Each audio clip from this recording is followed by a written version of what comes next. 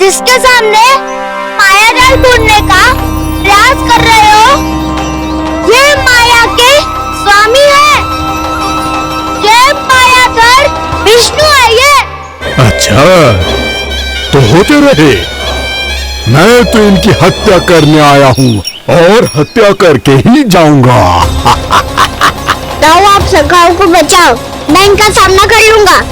पर कान्हा, अभी आप ही ने जो कहा था, माया का स्वामी हूँ मैं।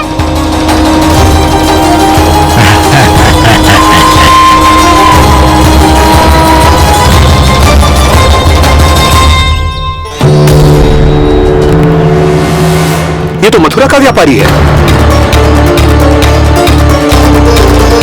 इसको अर्थ वो जो था वो सच में छलिया हो तो कहीं वो नंदन तेरा पहुंच गया। हमें शीघ्र ही गांव जाना पड़ेगा और सबको सावधान करना पड़ेगा। चल।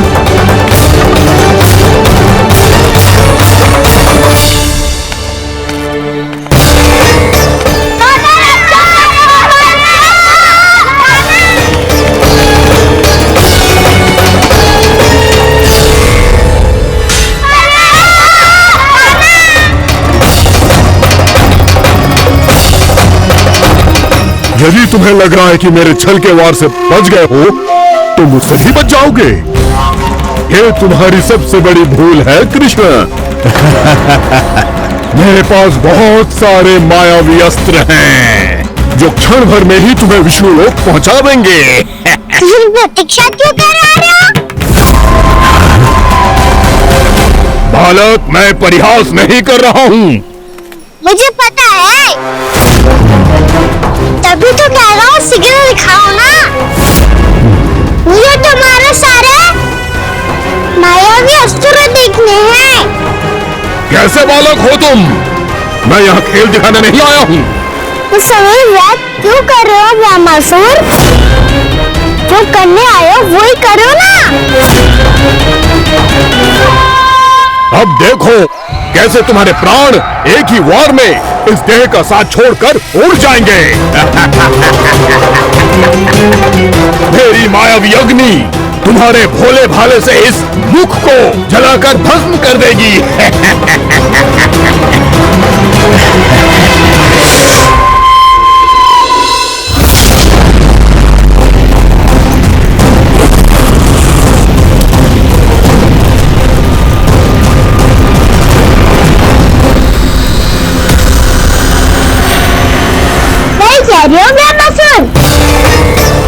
भोला बाबा तो दिखता हूँ मैं, भैया भी यही कहती है।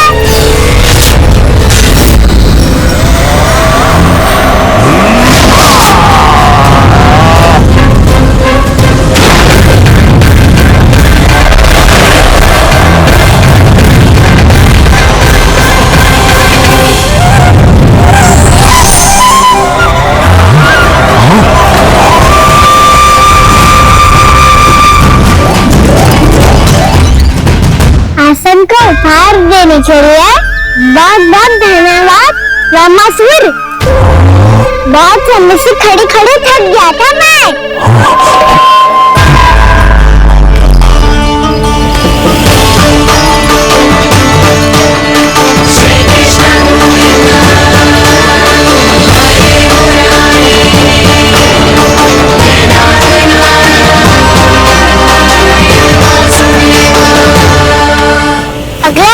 दिखाओ ना।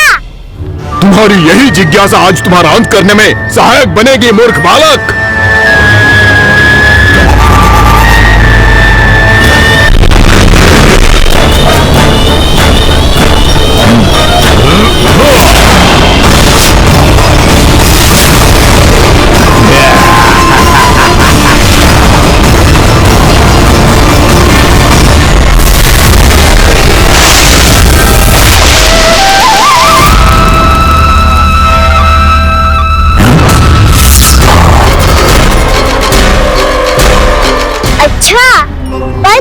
प्रक्षालन करना चाहती थे, तो पहले क्यों नहीं बताया? मुस्कुराना बंद करो। तुम्हारी ये हंसी मुझे कांटों की तरह चुभ रही है। पर मैया तो कहती है कि मेरी मुस्कुराहट फूलों की तरह है।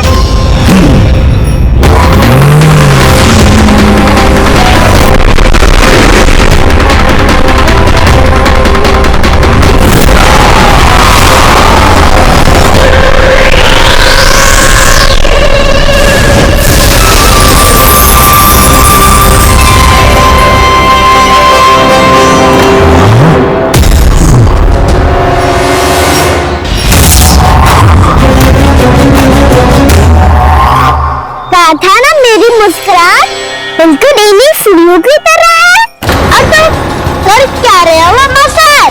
कभी आसन दे रहे हो, कभी पद प्रक्षालन कर रहे हो और अब फूल भी चढ़ा दिया है।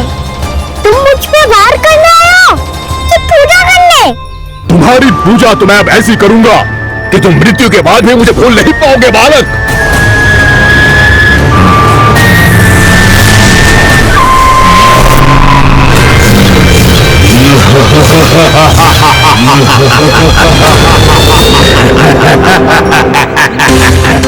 कान्हा, ये चट्टान से मुझसे हिली ना रही।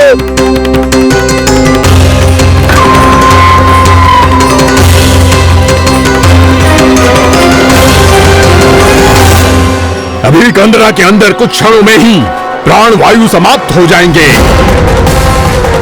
तुम्हारे सारे सखा एक एक कर अपने प्राण त्याग देंगे और तुम्हारा वध करूंगा मैं।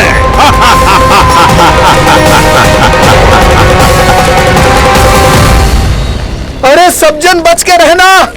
छलिया आया हुआ है वृंदावन में। अरे वृंदावन में मायावी छलिया। अरे क्या हुआ? कौन छलिया? मायावी छलिया सबको छलता है वो। हाँ, कुछ भी कर सके है वो। बहुत भयानक। अरे भानु, ठहर जरा, क्या हुआ? बहुत भयानक है वो।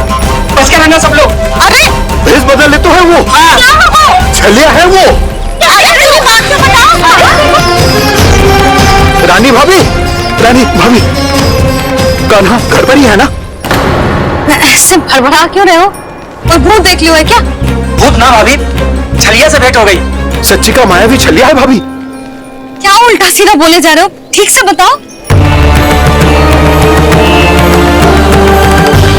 अब बोलो भी। वो कान्हा के पीछे पड़ो है वो। मेरे लल्ला के पीछे? हाँ रानी भाभी, हमारे अचेत होने से पहले हमने उसे ये कहते सुना था कि वो वृंदावन आने वाला है कान्हा से मिलने।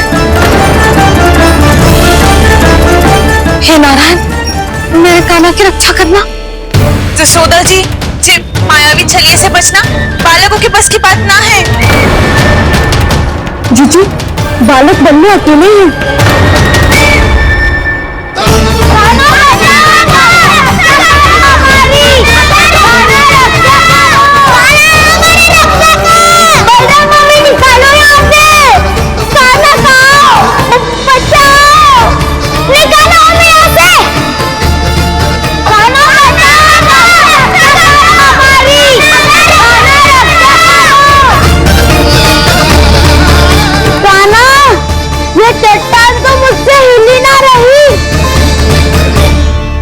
यदि मैं माया का स्वामी हूँ तो आप भी बल के स्वामी हो। ताऊ, अपनी क्षमता, अपना सामर्थ्य स्मरण करो।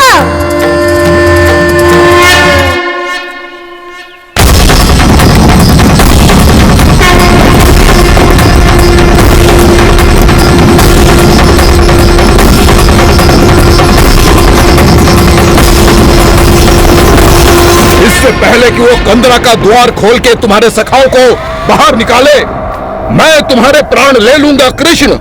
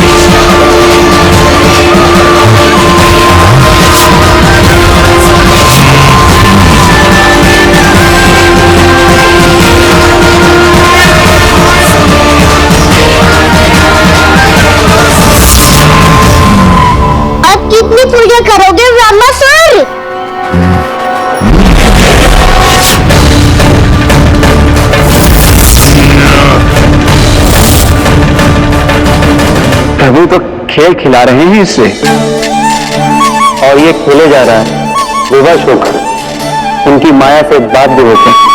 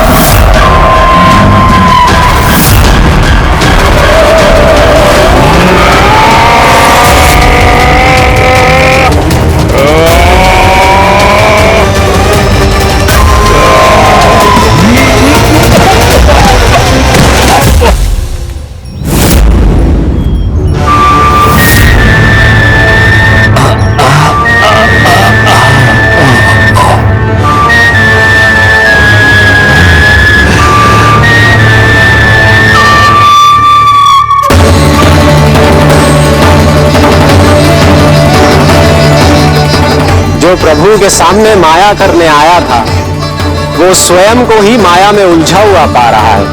नारायण नारायण। वो अब तो तुमने दंडन प्रणाम भी कर लिया, माया भी कथा भी उपार भी दे दी। तुम चाहते क्या हो वामासुर? मेरी शरण में आना है क्या?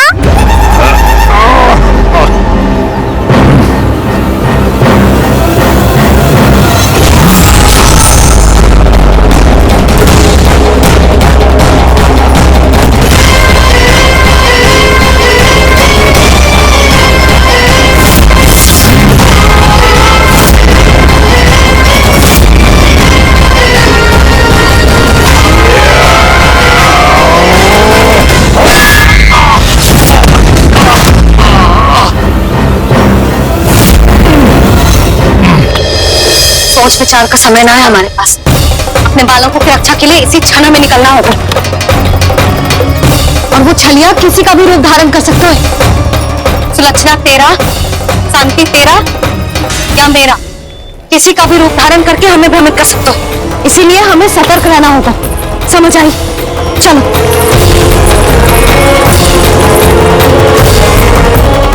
अभी भी समय है वामासुर, समझ जाओ।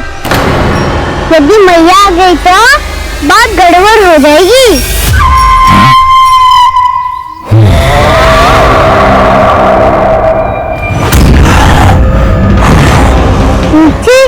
का कोई लाभ नहीं होगा। वामासुर, स्मरण करो तुम कौन हो? मायासुर का पुत्र हूँ मैं, अपने स्वामी महाराज कंस का सेवक हूँ, और तुम्हारा हूँ मैं काल।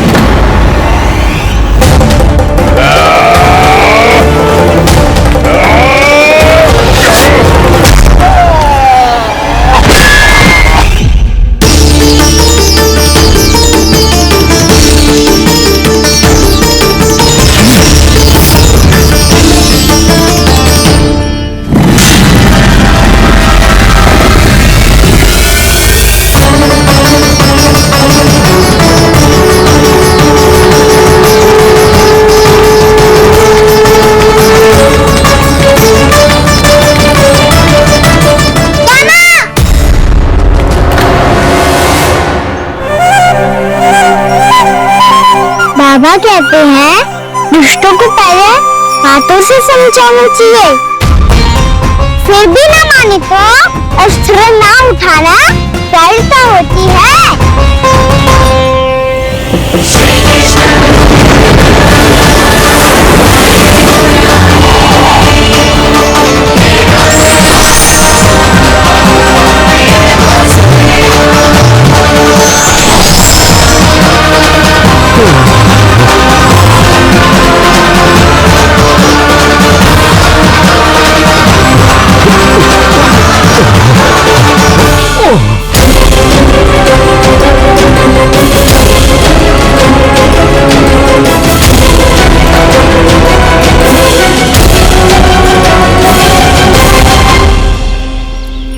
बता दो मुझे, अपने बाबा के स्वरूप को हानि नहीं पहुंचाओगे? सही कही माया की छवि पिता के समान भी अनन्य होती है। ब्रह्मासुर, ब्रह्मासुर।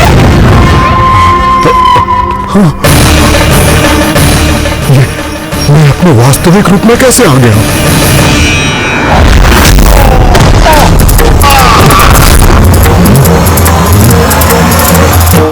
मेरे बाबा का स्वरूप नहीं लेना चाहिए था तुम्हें।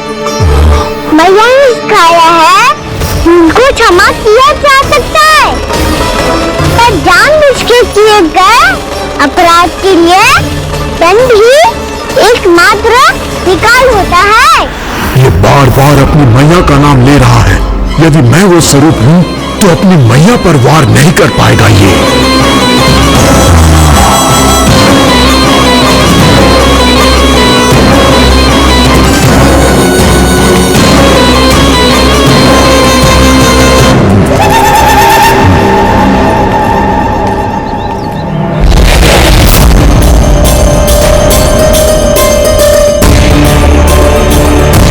लल्ला,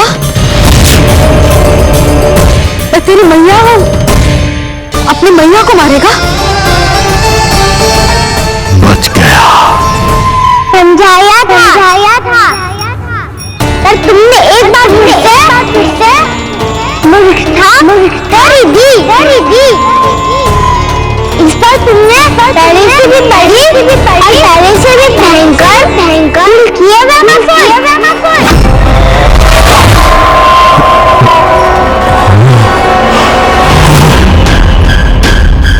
ये क्या हो रहा है मुझे? बार बार मेरा रूप क्यों बदल रहा है? ममता को समझे बिना अधिक समय तक मैया का स्वरूप हरण कर नहीं रख पाओगे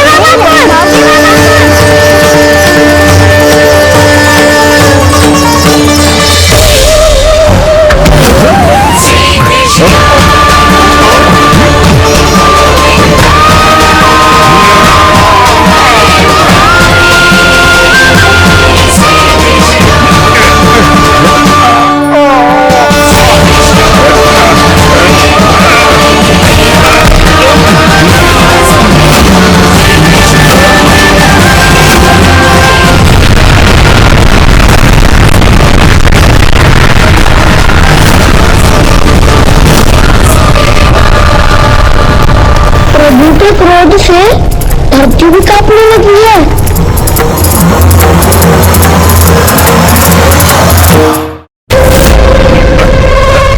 पुत्र को मारने के उद्देश्य से एक मां का रूप लिया तुमने।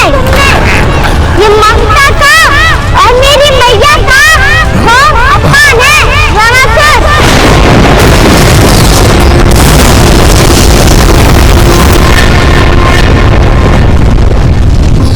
इससे पहले इस असुर के कारण निर्दोष प्राणियों का कोई अहित हो, मुझे कुछ करना होगा।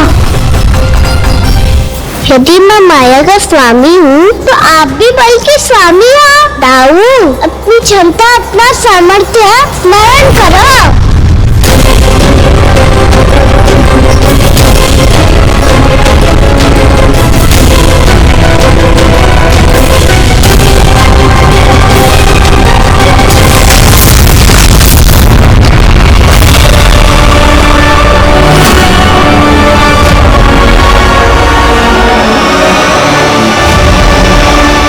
अद्भुत बलदाऊ, अद्भुत।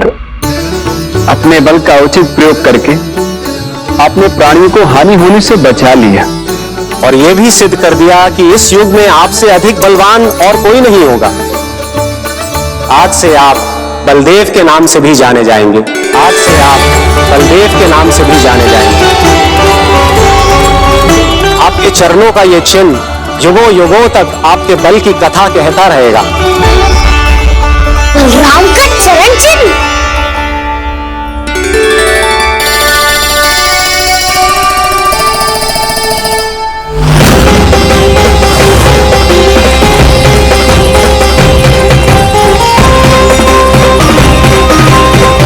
मेरी माया से आज तक कोई नहीं बच पाया है।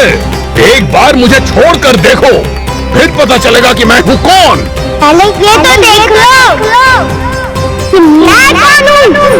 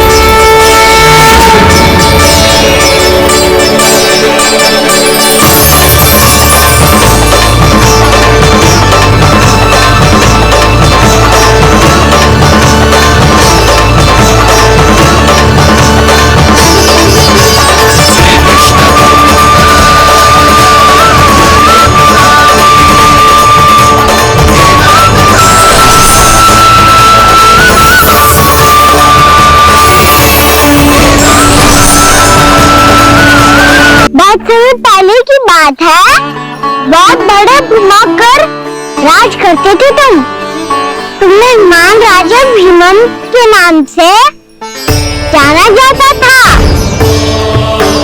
सब कुछ था तुम्हारे पास, पर शांति नहीं थी। इसीलिए शांति की खोज में अपना संपूर्ण राज अपने पुत्रों को सौंप कर मलय पर्वत की ओर चल दिए।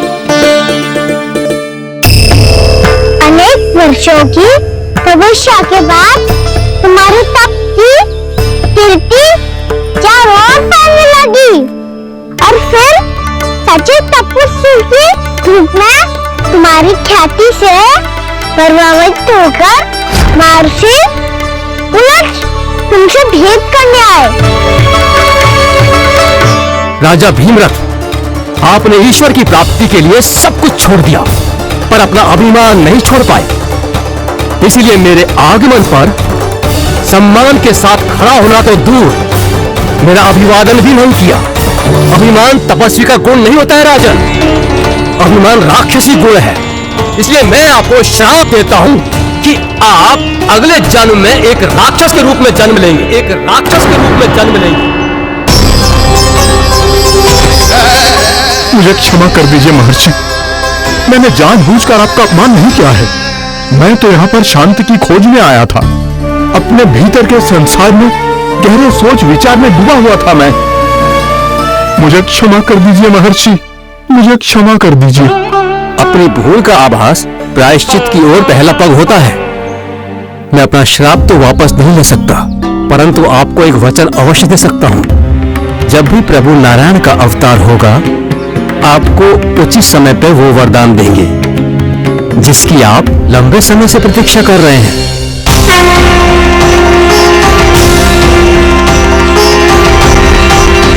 प्रभु, आपने मेरी आंखें खोल दी। अब मुझे पता चल गया है कि आप कौन हैं और मैं कौन हूं। इसलिए आप मुझ पर कृपा करके अपने चरणों में स्थान दे दीजिए। मुझे वो शांति प्रदान कीजिए जिसकी खोज में मैं वर्षों से भटक रहा हूँ। शांति तो मोक्ष में ही है, इसीलिए मैं तुम्हें मोक्ष का वरदान देता हूँ।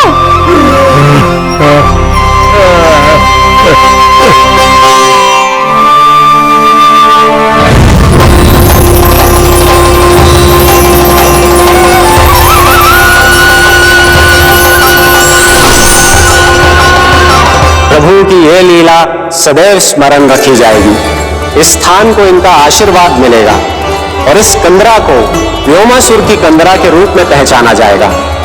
भविष्य में अनेक ऋषि मुनियों की शरण स्थली बनेगी ये कंदरा। ये कोई साधारण बालक ना है।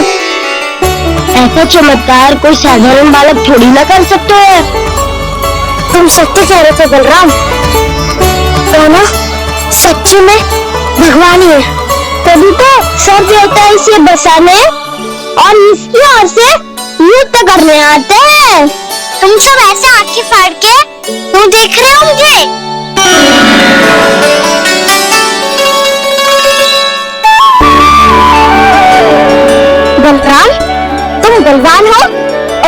भगवान है। दूर दूर तक कोई दिखाई न दे रहा है। ना जाने किस हाल में होंगे बालक। कहीं हमें तो मार्ग ना भटक गए शीघ्रता के चक्कर में। अब तो एक पग भी ना चला जा रहा। जल, किसी के पास जल है क्या? कंठ तो मेरा भी सूख रहा है मौसी। भाभी, निकट ही जमुना चाहिए, कहीं तो वहां से जल ले आओ। मैं भी जा रही हूँ भाभी, एक से भले दो। हाँ चल, शीघ्रता से आओ। हाँ।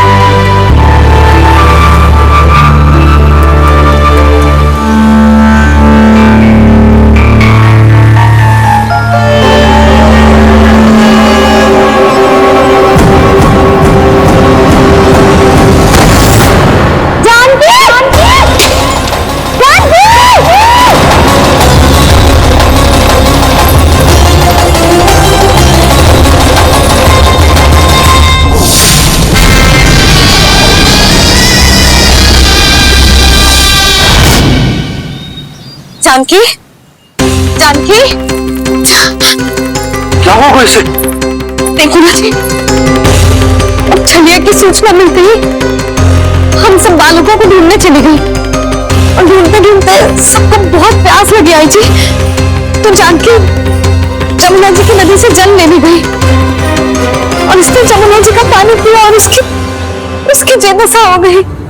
बालक कहाँ है? वो ठीक तो है ना? ऊपर से सब ठीक है पर भीतर से बहुत भयभीत है सब। जानकी तो बिल्कुल नीली पड़ गया है, लगता है विष फैल गया इसका पूरे तन में। मथुरा के शहर से हृदय जी को बुलाया गया है उसके उपचार के लिए।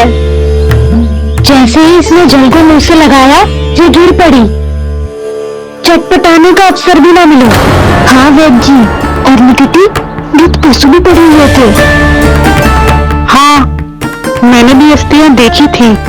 इसका तो यही अर्थ हो सकता है कि समस्या वहाँ के जल में ही हो। वैद्य जी, आप रोगी की नाड़ी पे ध्यान दो ना। जी गोपिया क्या कह रही है उसे सुनने की आवश्यकता ना है। जब तक विष के कारण का पता नहीं चल जाता हम उपचार कैसे कर सकते हैं रानी जी? जी, वो निकट ही यमुना जी में एक विशेष क्षेत्र है, ये सब उसी के जल की बात कर रहे हैं। तब तो ऐसा भी हो सकता है कि किसी विषैले सर्प के काटने का प्रभाव हो। पर सर्प के काटने का चिन्ह ना है उसके तन पे। सर्प जब काटता है तब उसके दांत के चिन्ह बन जाते हैं। मुझे पता है, बड़े बड़े सर्प को काटते हुए देखा है मैंने।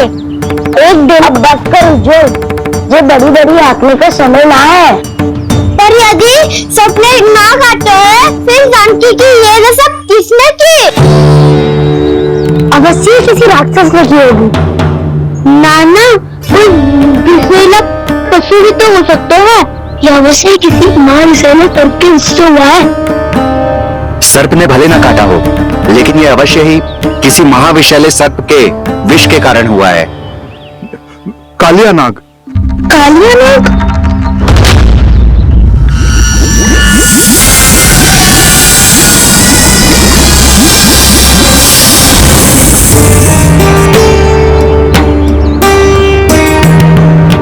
संकेतों से तो ऐसा लगता है कि जानकी ने कालिया नाग के क्षेत्र के विशाल जल पी लिया है। कालिया नाग एक लोक श्रुति है, कल्पना में गढ़ी हुई एक कथा और कछु ना है। हमें जाके पता लगाना पड़ेगा। पर हमें वहां जाने से मना किया है ना बड़ों ने। उज्जवल सही कह रहे हैं, इस समय जानकी के साथ से अधिक महत्वपूर्ण और कछु ना है। जानकी हमारे लिए ही जलाने गई थी जी, ना मैं उसे जाने देती ना जैसा वो। तो वैद्य जी आप शीघ्र कछु करो, कैसे भी कछु भी करो पर इसके प्राण बचाना। यशोदा, धैर्य रखो, श्री नारायण पर विश्वास रखो और सब ठीक करते रहो।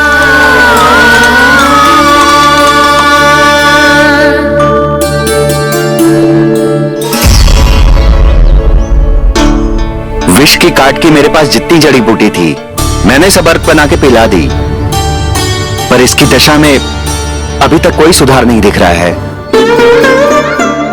ये अंतिम जड़ी बूटी है, अगर इससे भी चमत्कार नहीं हुआ तो फिर जो नारायण की इच्छा।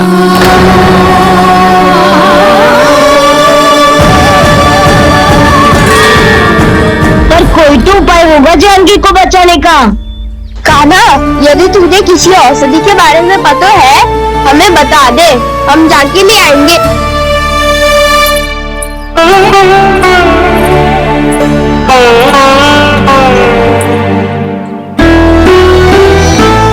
हे नारायण, हे प्रभु, मेरी जानकी के प्राण बचा लो प्रभु। क्या तो मैं अपने आप को कभी क्षमा न कर पाऊंगी? ये सारी मेरे ही कारण बनाई थी। उसकी रक्षा करो प्रभु, मेरी पुकार सुनो। कान्हा, तूने हमें बकासुर से बचाया था ना? और बकासुर से भी तो, और छुए से भी तो तुम्हें बचाया था ना? क्या ऐसा कोई उपाय ना है जानकी को बचाने का? हम मंत्री,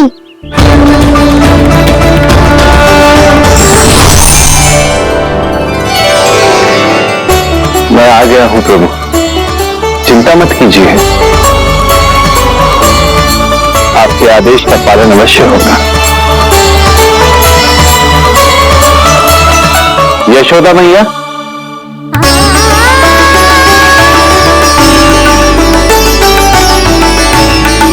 मैया आपको कोई पुकार रहा है।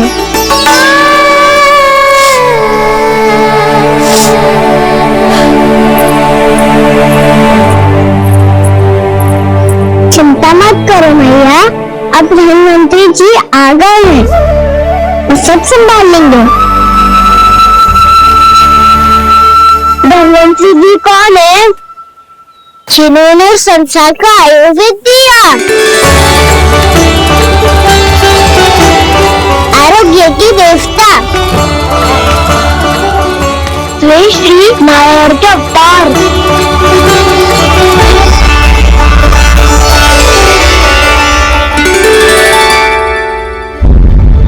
मुझे पता चला है कि आपको वेद की आवश्यकता है। हाँ, भीतर आइए।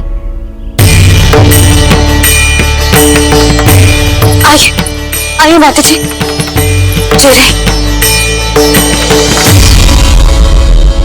मथुरा का सर्वश्रेष्ठ वैद्य अर्थात मैं यहाँ आ चुका हूँ और रोगी को जितनी औषधि की आवश्यकता थी सब दे चुका हूँ।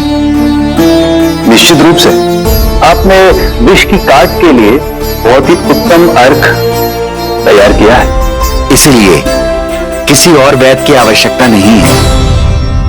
किंतु आप अकेले कितना कुछ करेंगे वैद्यराज, मुझे अपना सहायक ही बना लीजिए। पर जो करना था मैं पहले ही कर चुका हूँ। हाँ, वो तो आप कर चुके हैं, बस रोगी के तन से विष निकालना शेष है ना वैद्यराज? हाँ हाँ, बस वही शेष है। इनके रक्त को विष रहित करने में मैं आपकी सहायता करूंगा। पहले यह संजीवनी मानी जाने वाली इन लाल फूलों की बूटी को भी घिसना है ना?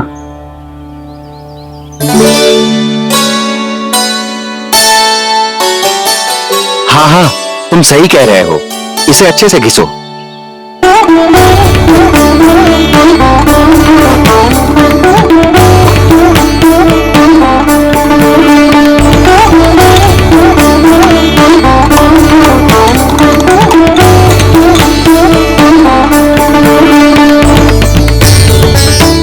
और ये नीले फूलों को भी तो मिलाना है ना? हाँ हाँ, अच्छे सहायक बन सकते हो तुम, ऐसे ही श्रम करते रहो।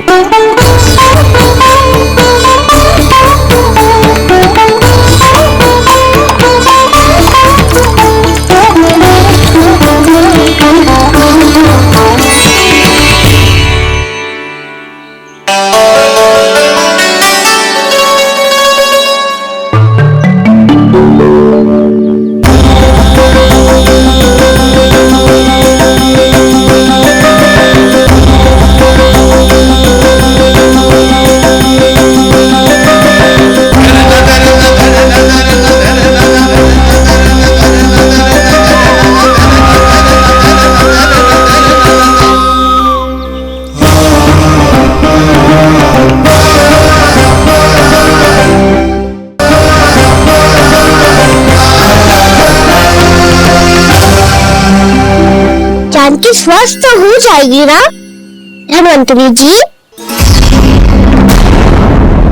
धन्वंतरी? प्रभु, अब मैं क्या करूं? आपने तो स्वयं ही मेरी पहचान उजागर कर दी।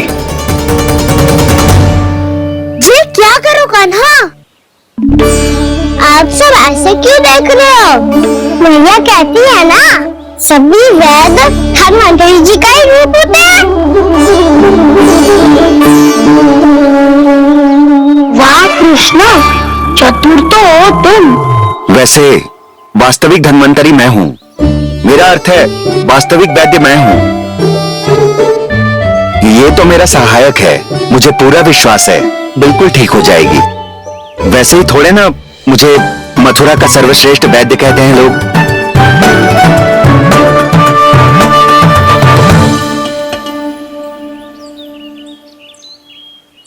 जसोदा भाभी, जसोदा जी, जानकी को चेतना आ गई। जानकी, जानकी, जानकी, तू ठीक है ना? क्षमा करना भाभी, मैं आपके लिए जल ना ला पाई। बस बहुत भूख लगी है।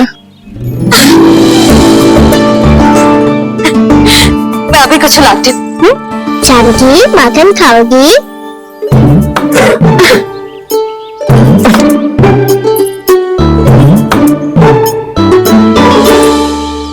आजा, तो ही खिला दे लल्ला।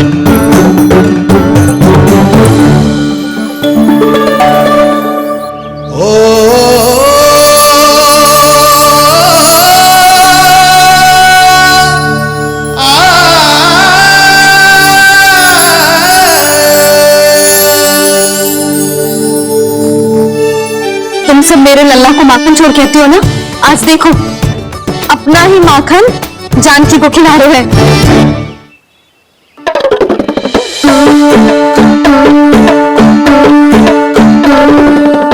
थोड़ा और विश्राम कर लो।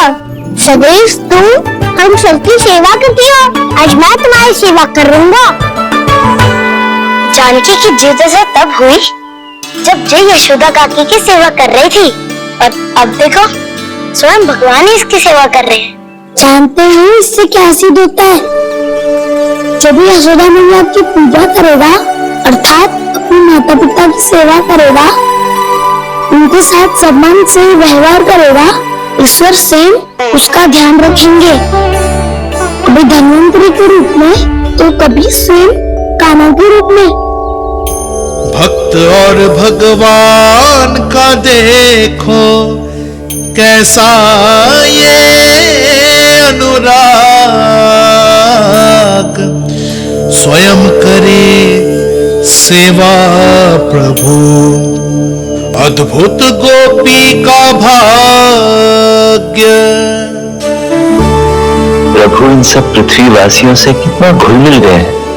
ना तो ये प्रभु को भगवान मानते हैं और ना ही प्रभु अपने आप को इनसे सर्वश्रेष्ठ समझते हैं। अपने आचरण से ये सिद्ध कर रहे हैं कि ये सभी में हैं और सभी इनका ही अंश है।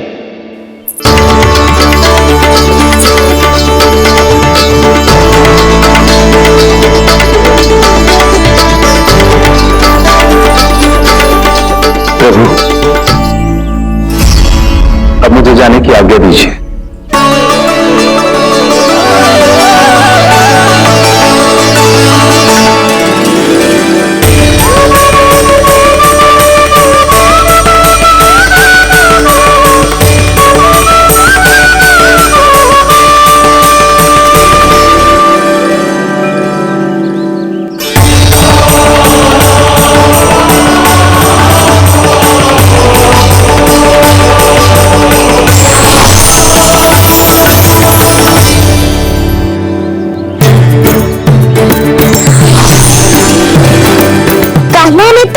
सच्ची में धन्वंतरी जी को बुला लिया था।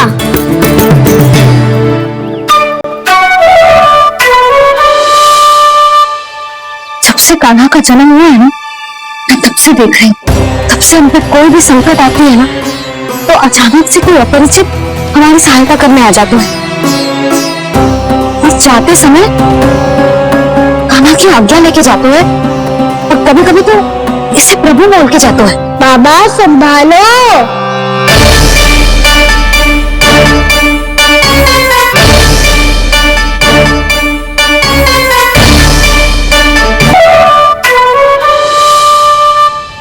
जब से कान्हा का जन्म हुआ है ना, मैं तब से देख रही हूँ, तब से हम पे कोई भी संकट आती है ना, तो अचानक से कोई अपरिचित हमारी सहायता करने आ जाते हैं और चाहते समय कान्हा की आज्ञा लेके जाते हैं और कभी कभी तो इसे प्रभु बोल के जाते हैं।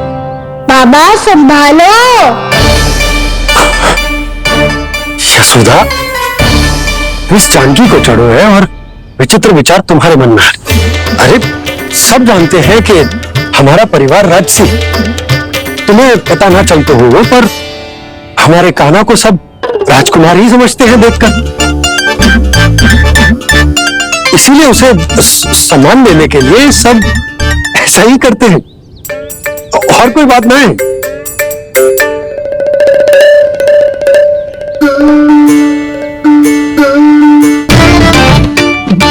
जी मेरे लल्ला को ऐसे क्यों घूर रहे हैं? बुरी दृष्टि लगाएंगे क्या? बद्रा जी, आपके साहब तो गए, अब आप यहाँ क्यों? वो क्या है ना, मैं अपने रोगी का निरीक्षण करके पूरी तरह से संतुष्ट होकर ही जाता हूँ।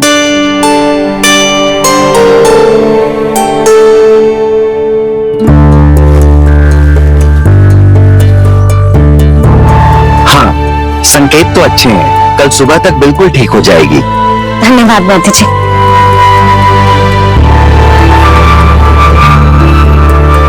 बस तो फिर हम कल पकड़न पकड़ाई खेलेंगे जानकी।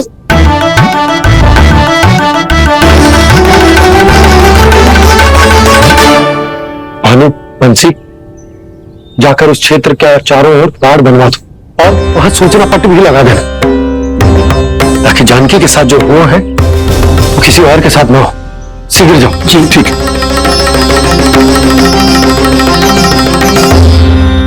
और सूचना पट लगवाने से समस्या का समाधान नहीं होगा बाबा। निर्दोष पशु सूचना पट देख कर भी कुछ समझ नहीं पाएंगे।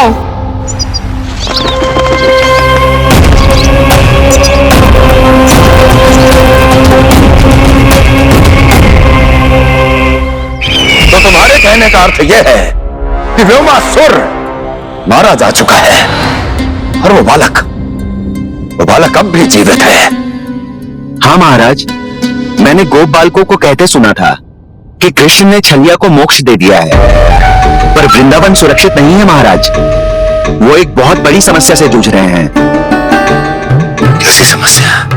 गांव के निकट क्षेत्र में किसी विषैले सर्प का निवास है। उसके विष का प्रभाव इतना भयानक है महाराज, जैसे विष ना हो, स्वयं हलाहल हो। मेरी कोई भी औषधि रोगी का उपचार नहीं कर पा रही थी। निकट के क्षेत्र में कहां है वो सर्प? गोप मानते हैं कि वो सर्प गांव के निकट यमुना नदी के जल में रहता है। मुझे तो लगता है महाराज, ये कालिया नाग की कथा कोई किंवदंती या लोकश्रुति नहीं, एक सच्चाई है, एक विषैली सच्चाई।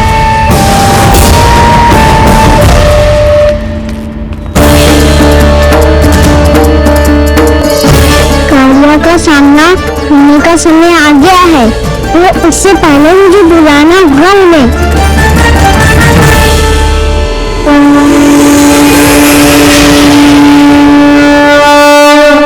संसार के दारुण भय का नाश करने वाले, सभी कष्टों का हरण करने वाले, विश्व का समस्त ऐश्वर्य प्रदान करने वाले, कमल जैसे लोचन, मुख और चरणों वाले आजानुभुज श्री राम को मैं बार बार नमस्कार करता हूँ।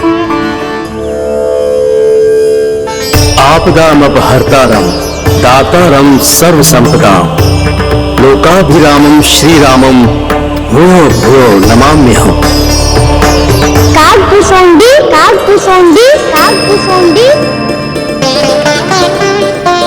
प्रभु क्षमा करें, मुझे जाना होगा।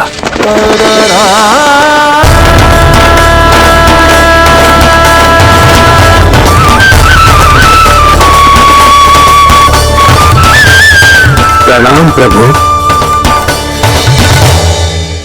अनेक बार मैं आपके दर्शनों के लिए आया प्रभु। कभी नंद भवन के झरोखों से आपके दर्शन करके चला जाता था, तो कभी दूर किसी वृक्ष की आड़ से आपको निहार लिया करता था। आज आपने स्वयं मुझे बुलाकर धन्य कर दिया प्रभु।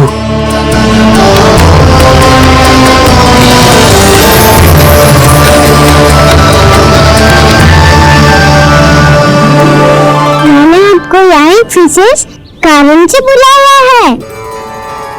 आपके श्राद्ध से इस कालियानाग को मुक्त करने का समय आ गया है। ये तो बहुत ही उत्तम समाचार है प्रभु। इतने वर्ष बीत गए, मुझे आज भी स्मरण है वो दिन जब मैंने उन्हें श्राप दिया था। अपने क्रोध पर नियंत्रण खोकर बहुत बड़ी भूल कर दी थी मैंने प्रभु। बीती घटनाओं पर दुखी होकर कोई लाभ नहीं है। हमें भविष्य की ओर देखना होगा।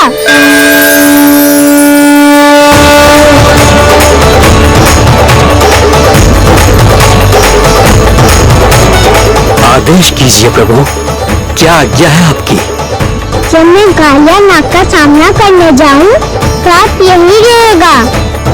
आपको अपने आप पता चल जाएगा कि कब क्या करना है। और हाँ, लौटते जाते समय नारद मुनि से कहिएगा, वो आकर मुझसे भेंट करे। अवश्य प्रभु, प्रणाम। क्या इसने सच्ची वो देवर्षि नारद को बुलाया है? नारायण नारायण, आपको संदेश भेजने की आवश्यकता नहीं थी। आप स्मरण करते और मैं चला आता। मेरा कल्याण है नारद।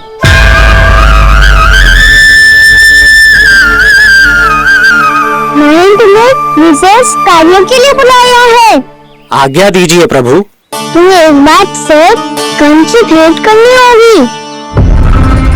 विचार कीजिए महाराज। क्या आप बिना किसी शंका के कह सकते हैं कि कौन सी पंखुड़ी पहली है और कौन सी आखिरी? उस दुष्ट से भेंट करना स्वयं कीचड़ में उतरने के समान है प्रभु। कमल पुष्प प्राप्त करना हो तो कीचड़ में उतरना पड़ता है नारद। आपका आदेश तो मैं स्वप्न में भी नहीं टाल सकता प्रभु। कंस कालियानाग के बारे में जान गया है, पर वो उसका सामना करने का साहस नहीं कर पाएगा। मैं आतुर हूँ प्राप्ति, मूर्ख नहीं। मेरी बुद्धि फिर नहीं गई है। मैं स्वयं उस कालिया जैसे महाविषैले सर्प के सामने खड़ा हो जाऊं और अपने ही काल को आमंत्रित कर लूं। तो फिर अपने लाभ के लिए उसका प्रयोग करने का कोई और उपाय सोचिए स्वामी। कुछ ऐसा कीजिए कि यमुना नदी का पूरा जल विषैला हो जाए और वृंदावन वासी उसका उपयोग करे, और आपका काल कहलाने वाला वो बालक स्वयं काल के गाल में चला जाए। उत्तम सुझाव है प्राप्ति। अब मुझे उस कालिया तक पहुंचने का मार्ग ढूंढना होगा। उसको विवश करने का कोई उपाय ढूंढना होगा, क्योंकि व्यक्तिगत रूप से उससे भेंट करना असंभव है। असंभव। आप सही कह रहे हैं प्रभु। कंस में इतना सामर्थ्य नहीं कि वो कालिया नाग का सामना स्वयं कर सके। वैसे तो कालिया गरुड़ देव का भी सम्मान नहीं करता, तो फिर वो कंस का सम्मान क्यों करेगा भला? नहीं करेगा, पर कंस तुम्हारा सम्मान अवश्य करेगा नारद। तुम्हारी बातें भी सुनेगा और मानेगा भी। ये मेरी योजना का बहुत ही महत्वपूर्ण भाग है। तुम कंस के पास जाओ और कहो कि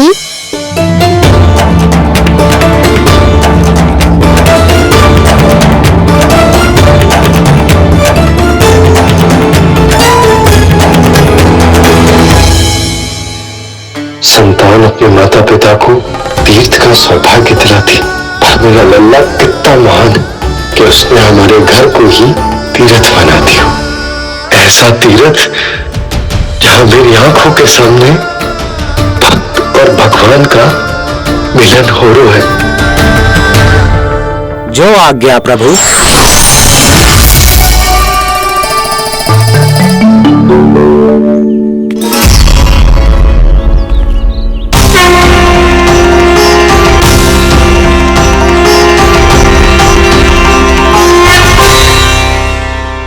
बाबा,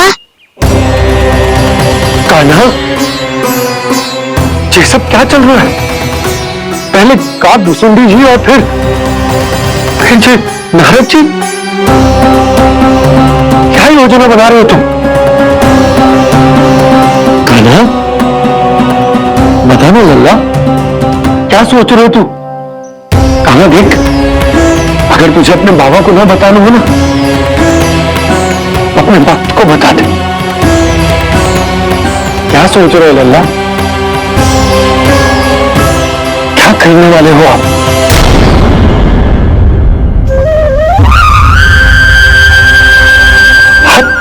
आप इतने दुखी क्यों हो?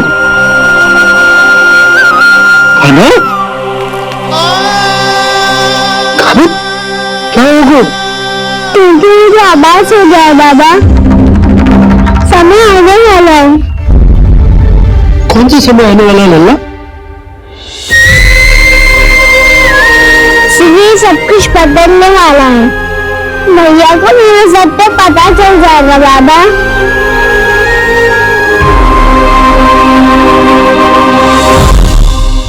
पर लल्ला, इसका काग भुसुंडी और कालिया नाग से क्या संबंध है? ऐसा क्या हुआ था और क्या होने वाला है?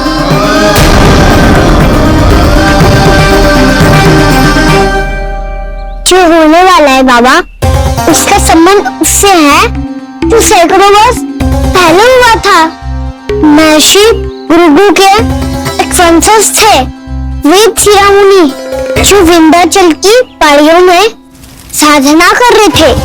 तभी वहाँ अश्वशिरा नाम के एक दूसरे मुनि आमंत्रण के बिना ही आ गए। कितना सुंदर और शांतिपूर्ण आश्रम है।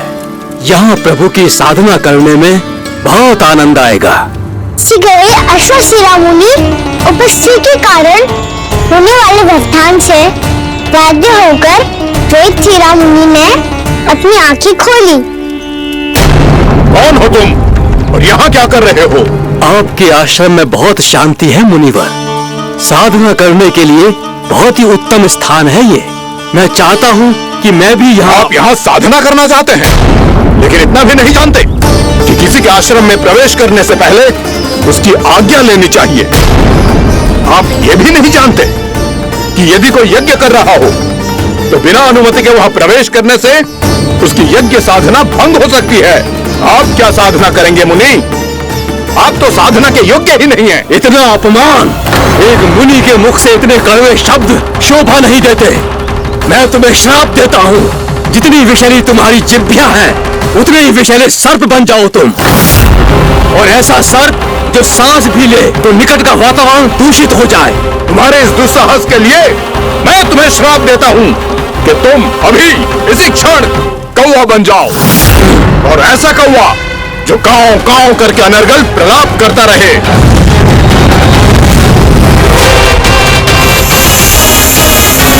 ये मैंने क्या किया? ये मैंने क्या किया?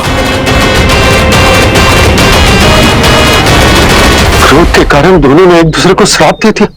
पर दोनों ही मेरे भक्त है, और भगवान होकर मैं अपने भक्तों को इतनी कठिनाई में कैसे देख सकता था? इसलिए जिस संकट में उन दोनों ने अपने आप को फंसा लिया था, उसका समाधान करने में मैं उनके पास गया।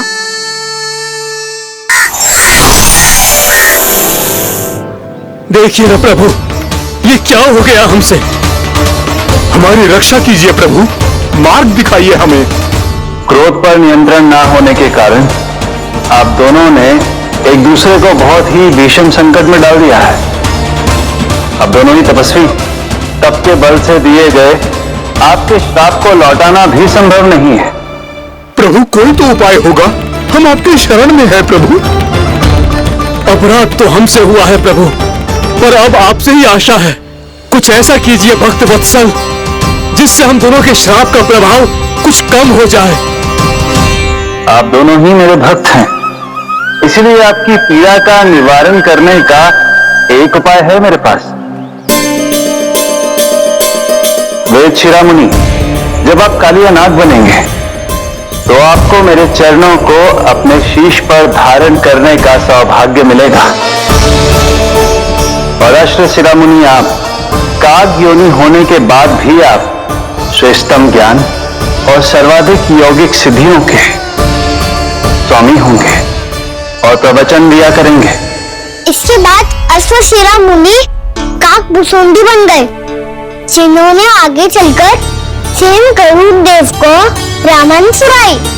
और मुनि वेदशिरा महर्षि कश्यप और देवी कत्रियों के पुत्र कालियानाग बनकर जल में। अरे वही कालियानाग जमराज्य में, जिनके कारण जानकी के प्राण लगभग चले ही गए थे। अब कालियानाग को उचित स्थान पर भेजने का समय आ गया है बाबा। और ये तो अच्छी बात है कान्हा, वेदशिरा मुनि को दिया हुआ तुम्हारा वचन भी पूरा हो जाएगा, जमुना जी की शुद्धि भी हो जाएगी। इस सब के बाद भी तुम दुखी क्यों हो? क्योंकि इसके बाद मैया के सामने मेरा रहस्य खुल जाएगा बाबा। उन्हें पता चल जाएगा कि उनका बालक कोई साधारण बालक ना है। भविष्य में जो होने वाला है उसे सबके सामने घटने से रोकना मेरे लिए भी संभव ना होगा। मैया को सब पता चल जाएगा। क्या पता चल जाएगा रे मुझे?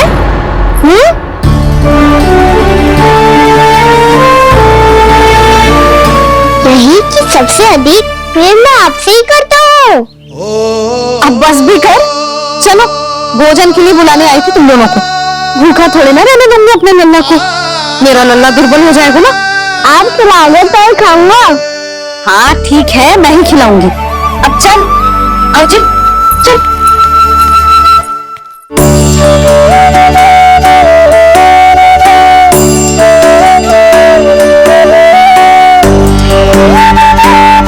भैया खेलो ना मेरे साथ।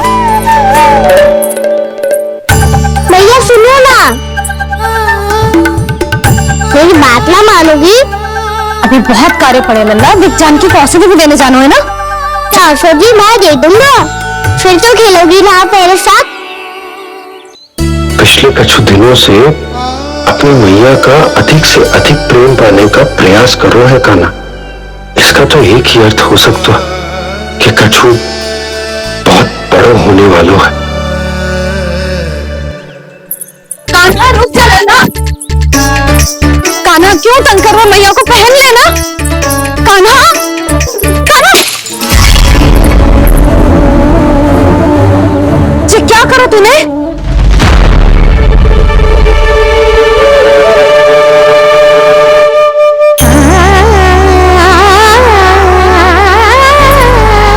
अच्छा ठीक है, अब मुंह लटकाने की आवश्यकता ना है। ये ले।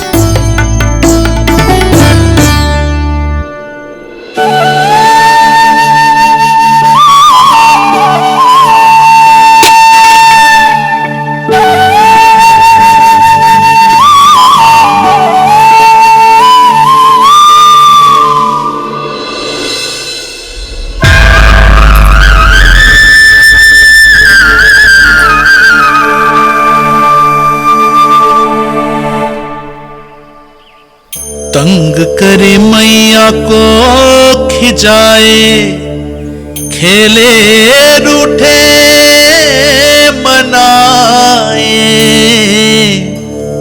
लीला अनोखी करके शरारत, कान्हा दंड भी पाए।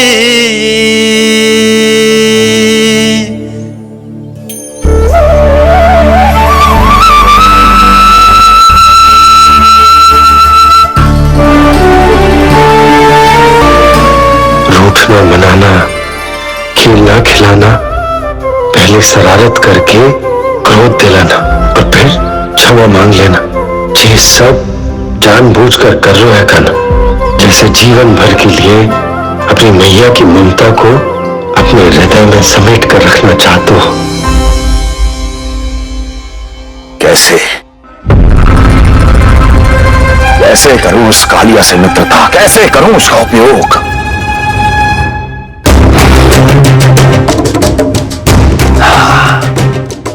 उस पर आक्रमण कर देता हूं और उसे किसी ना किसी तरह से यह विश्वास दिला देता हूं कि यह आक्रमण उस विष्णु अवतार ने किया है। फिर वो क्रोध में आकर सारे वृंदावन वासियों को अपने विष से समाप्त कर देगा। उचित है, ये उचित है। नारायण हरि, नारायण हरि।